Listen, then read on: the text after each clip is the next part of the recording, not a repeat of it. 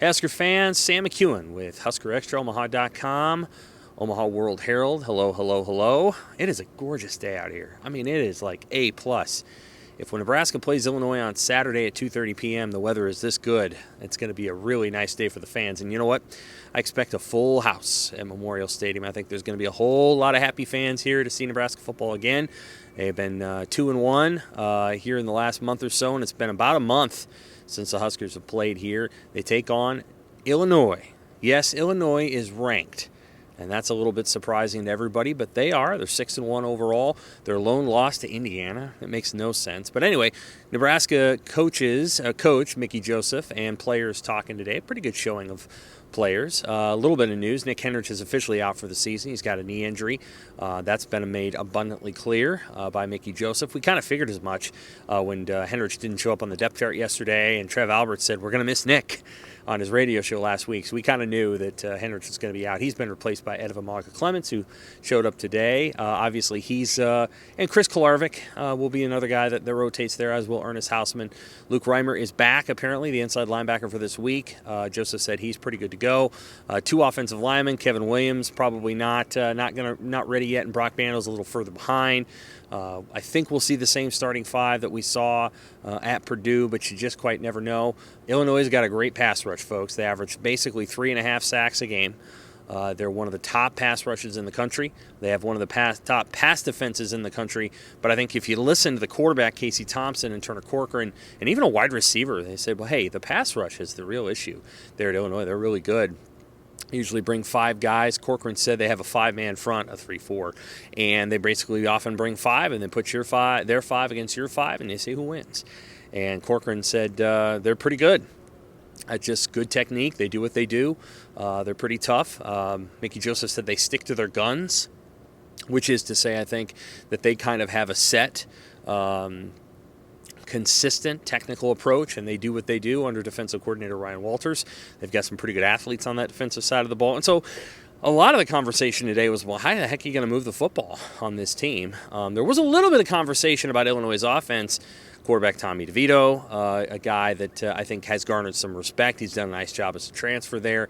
And then Chase Brown, who Nebraska fans are pretty familiar with. He ran for, I can't remember, $170, $180 over there back in 2020. Really dominated Nebraska. And so Husker defenders are pretty familiar with him. We'll see how Nebraska handles that on Saturday. Well, look, Mickey Joseph has done a pretty good job of sort of settling the storm here. I think one of the things that he talked about today is just trying to do the very best he can to get the team better and better each week, to try to generally improve the team. I think he feels like he's done a pretty good job of that, trying to keep his head down and doing the right things. He was out recruiting last week. He hit Atlanta, hit a few other places, Arizona. He said they offered a bunch of junior college offensive linemen.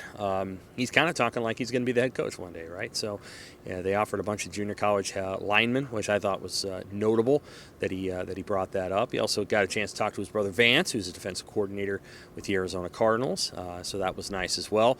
Justice seems pretty confident. He said that Nebraska's going to have to match Illinois' physicality, which is the sense of like, hey, they're going to come out, they're going to play with an edge, they're going to play with the leading edge of their pads, and you're going to have to match that.